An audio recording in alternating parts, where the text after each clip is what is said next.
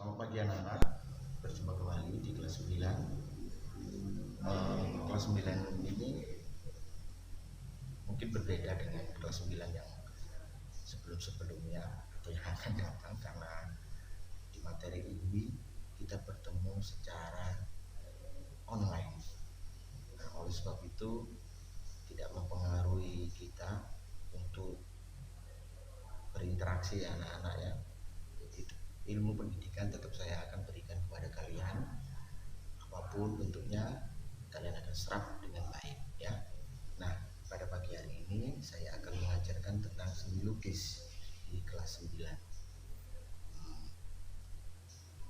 Nanti bagaimana, apa dan bentuknya apa seni lukis itu, nah kita akan belajar pelan-pelan saja, dan semoga kalian bisa memahami dan mengerti ya. Oke.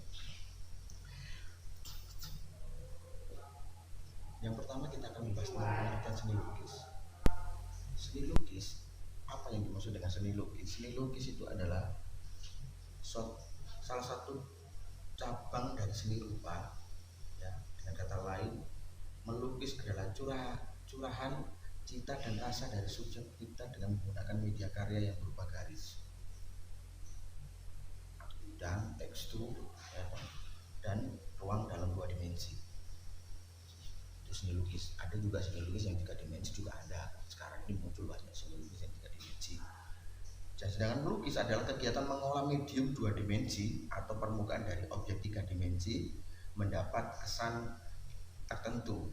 Nah, mendapat kesan tertentu sehingga melukis itu menjadi suatu karya yang indah gitu. Jadi karyanya itu benar-benar bisa dinikmati dan tergantung dari imajinasi setiap orang yang memberikan sentuhan lukisan itu. Jadi kalau dia inginnya gembira, maka dia akan melukis dengan konsep-konsep yang gembira, konsep-konsep yang gembira. Tapi ketika dia galau, sedih, baper gitu ya, dia akan memberikan konsep-konsep yang sederhana berupa bentuk nikmatan gambar yang membuat kita merasa juga akan terbawa di dalamnya, seperti juga akan lapar terus galau begitu ya.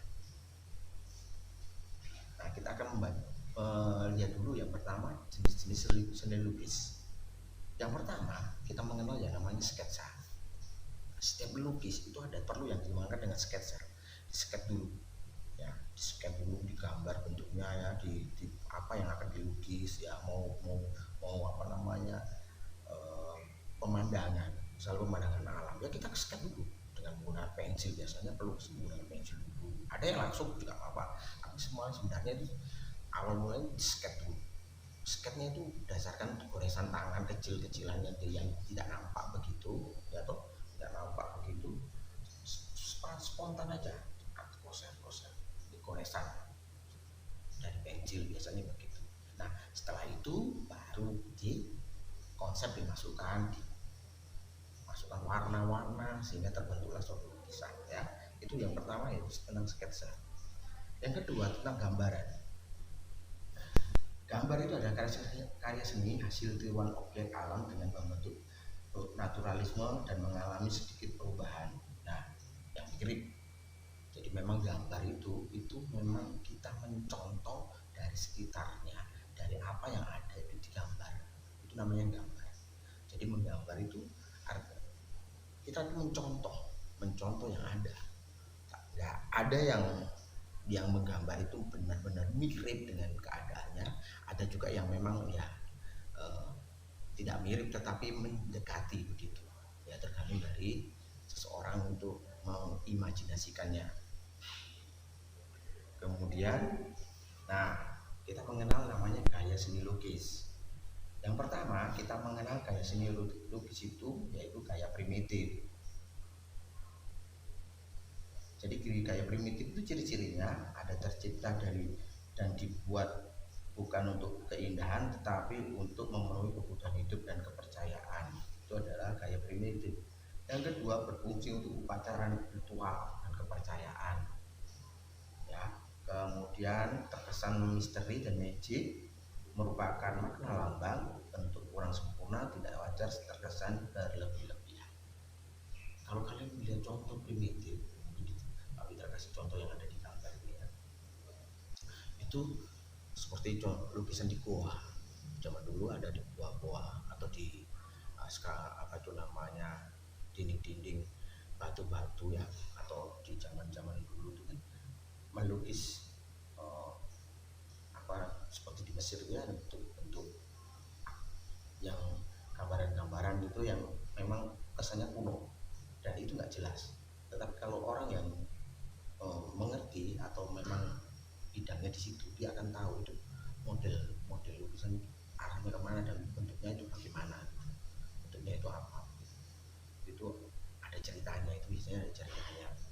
Nah itu ya, itu gaya primitif ya, seperti contoh yang Pak Fitra kasih gambar itu ya. Yang kedua yaitu gaya seni lukis gaya klasik. Nah, gaya klasik itu gaya yang menceritakan tentang di zamannya itu ada masih mengandung unsur-unsur kerajaan. Nah itu adalah gaya-gaya klasik ya. Tidak sempurna memang,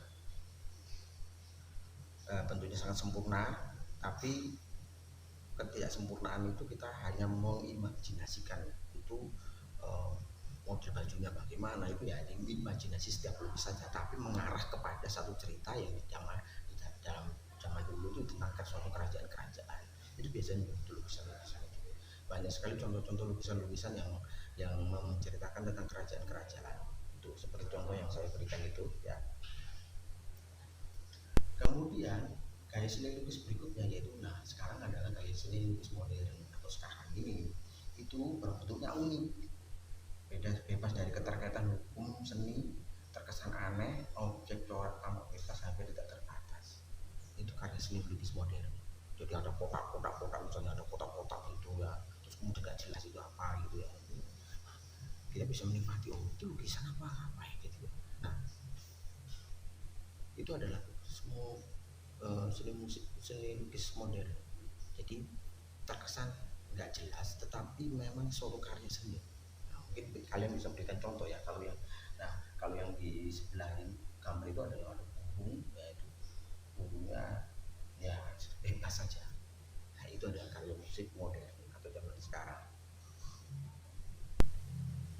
Yang ya ada corak seni lukis, ada macam-macam, ada 16 tipe corak seni lukis: klasik, neo, romantis, realisme, naturalisme, dekoratif, obturatif, impresionis, ekspresionisme, kubisme, futurisme, expressionisme, dadaisme, abstrak, optik art, dan kemudian yang tekanan kinetik. Semua ada 16, banyak sekali. Akan saya beberapa akan saya berikan contoh, nanti akan saya akan berikan beritahu. Yang pertama yaitu klasikisme.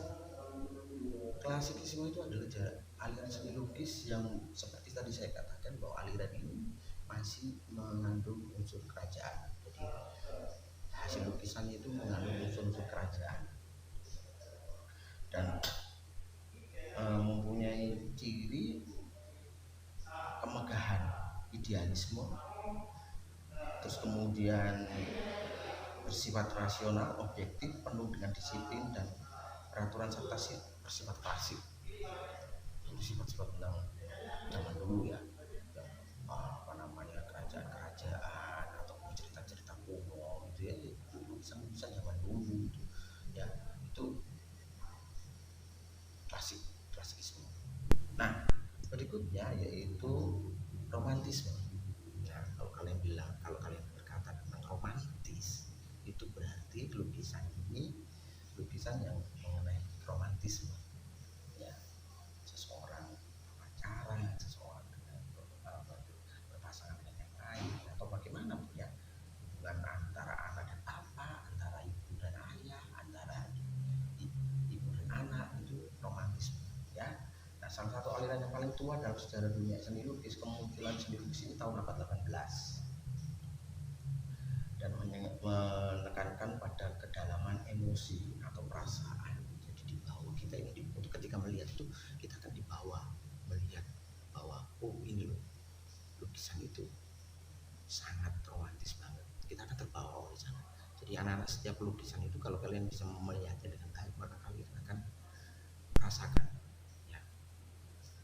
Yang kedua, yang ketiga yaitu realisme. Realistisme. Realisme. Realisme itu artinya sebenarnya, lukisan kehidupan hari sebenarnya yang ada di alam ini yang sebenarnya terjadi apa gitu, itu realisme. Jadi lukisan yang benar-benar seperti orang di pasar itu dilukis, seperti orang mandi gitu ya, di Bali itu ada orang mandi di Bali dilukis, semuanya itu realisme, artinya kehidupan sehari-hari ya, sehari-hari itu realisme ya, lukisan yang sebenarnya. Nah, anak-anak ada 16 tadi seni lukis, aliran seni lukis. Pak Pitra hanya memberikan contoh 3 dari aliran seni lukis. Oleh sebab itu kalian cari 10 saja, kalian cari 10 saja aliran seni lukis yang kalian tahu di internet atau di buku, nggak apa-apa, terserah. Nah, kalian cari 5 aliran seni lukis, akan saya share nanti lewat Google Form atau Office 365. Kalian isi di situ, kemudian nanti kirim ke Pak Pitra ya, ke Pak Pitra, dan jangan lupa ketika kalian sudah kirim, kalian WA Pak Pitra bahwa saya sudah kirim begitu. Nah, dari 10 aliran ini kalian akan berikan contoh juga. Nanti kalian upload gambarnya di situ juga ya, ada 10 uploadan gambar tentang realisme, tentang aliran-aliran dari seni lukis. Nah, itu aja. Nah, sampai ketemu lagi, dan saya berhimbau pada kalian, meskipun kita nggak ketemu, tetapi satu hal yang harus kalian tahu bahwa pembelajaran itu tentunya nggak bisa tatap muka, tetapi nggak perlu tatap muka, tetapi dengan pengalaman semacam ini semuanya bisa kita lakukan ya. Yang terpenting adalah kalian mau belajar, mau memahami. Skala kesulitan itu akan memberikan satu bentuk ilmu yang paling berguna nantinya. Itulah yang akan kalian ngerti ya. Terima kasih.